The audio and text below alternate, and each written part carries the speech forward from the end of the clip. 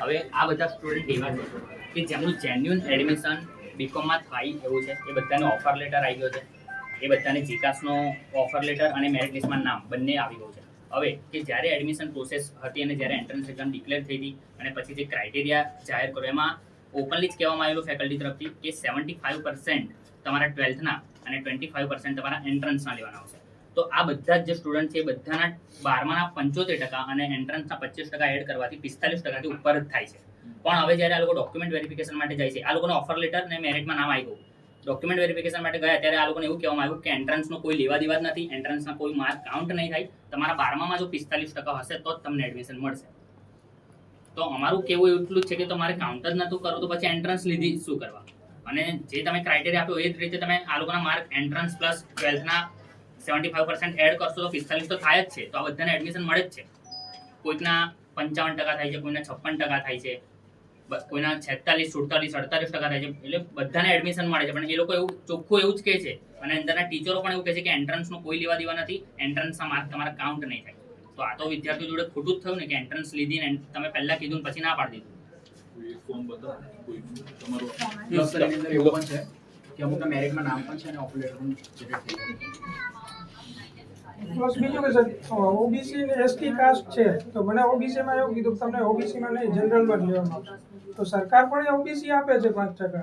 તમારા ટકા વધારે હશે એટલે કેટલા પર્સન્ટેજ આવે છે? 44.75 છે. છોકરીના છે સાહેબ, મારા કાઉન્ટિંગ પ્રમાણે મેં તમને કીધું એ બરોબર છે. હા એવું ભેગા કરે એટલે થઈ જાય. 12th ની છે માર્કશીટ ના 10th. 12th હેલો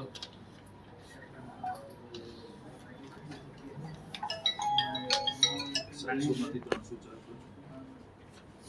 કેલ્ક્યુલેટ કરો 700 કાસ્ટ સર્ટિફિકેટ હોય તો તમારી જે મિનિમમ એલિજિબિલિટી 45% ની છે એનાથી નીચે 5% નું રિલેક્સેશન મારી પાસે ઓબીસી છે 43%.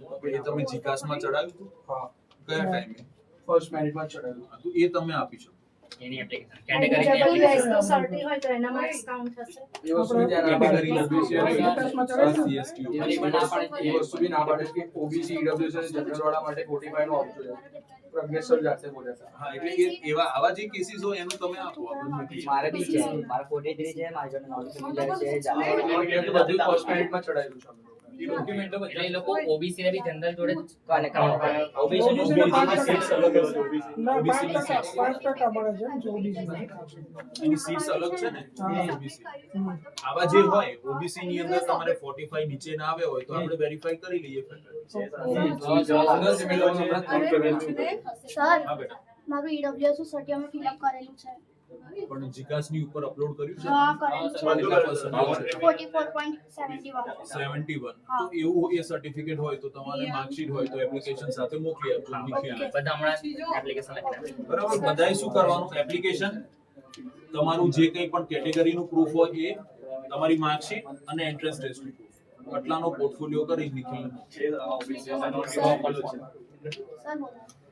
મારા 12માં 42.71 છે પણ એન્ટ્રન્સ એક્ઝામમાં 00 બતાવે છે અને ઓબીસી નું અપ્લાય બી કર્યું છે તો બી મને ના પાડે છે. એન્ટ્રન્સ ની અંદર 0 કેમ બતાવે છે? ત્યાંથી એબસન્ટ બતાવી પણ એન્ટ્રન્સ આપ્યાનું કંઈ પ્રૂફ છે તમારી પાસે? ફીસ પે કરી છે અને પાસવર્ડની યુઝર આઈડી બી છે. એનું પ્રૂફ આપી દેજો, સ્ક્રીનશોટ લઈ ફોનની અંદર. બરાબર.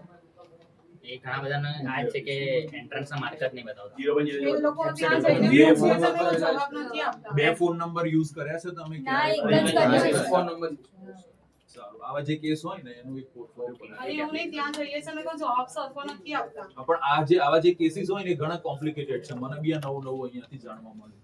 પણ એક વખત ડિટેલ્સ આવી જાય ને એટલે કોઈને બેસાડીને વેરીફાઈ કરાવી દઈએ.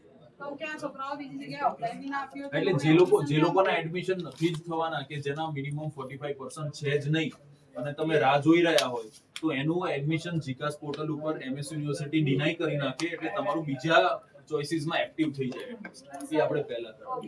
અને એ આપણે વેરીફાઈ કરાવી એમની કન્ડિશન્સ વેરીફાઈ કરાવી ઓબીસી નો ક્રાઇટેરિયા કઈ 52 પહેલા બતાતા હતા પણ Friday હવે નહીં બતાવતા. 42 42 હતું અને જનરલ 2 છે એમાં 45 હતું. એનું બી proof છે. હવે એ બી નહીં હતા મારા તો 43 છે.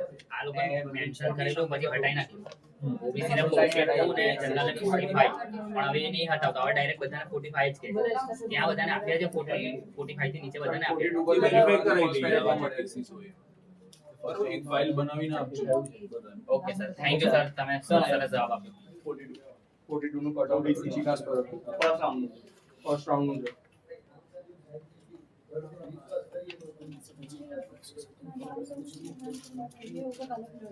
કેટેગરી કટ કાલે ત્યાં બ્લડનો રિપોર્ટ કઢાયો બધું કઢાવીને છેલ્લા એન્ડ ટાઈમે નાખ્યું બ્લડનો રિપોર્ટ તો સારું બેન આપણે જાણવા મળી ગયું કે કઈ તકલીફ સારું પણ હવે અહીંયા લાઈનમાં બધા આ 42 વાળું સાંભળ્યું. પાછા બીજા કઈ પોર્ટલમાં નામ આવી ગયા ને વિદ્યાર્થીને ને અહીંયા આવીને પછી ધક્કો કરવાનો એ થોડુંક ખોટું છે. જુઓ કેટેગરી કટ ઓફ કોઈ પણ કેટેગરી શું બેટા ઓબીસી ના 5% ઉમેરાય ને એ જ વેરીફાઈ કરાવી લઈએ છીએ સર ઈડબ્લ્યુએસ માટે બી આપી દો ઈડબ્લ્યુએસ છે હા એ આપ બધા આપણે એ તો મારે application અપ્લાય કોઈ કરવાના છે. થેન્ક યુ ભાઈ મેં આવું તો સર